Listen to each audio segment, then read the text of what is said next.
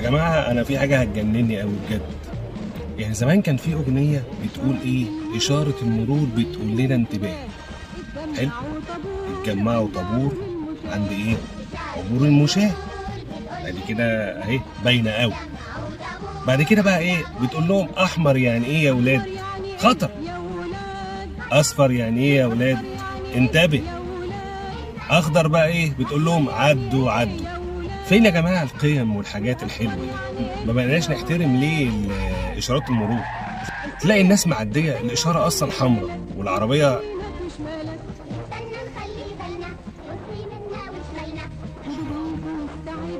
إشارة حمراء. ومين اللي يعدي؟ المركبة ولا الراجل؟ أنا اتلخبطت. إيه ده؟ أحمر خطر. أحمر إحنا نقف، العربيات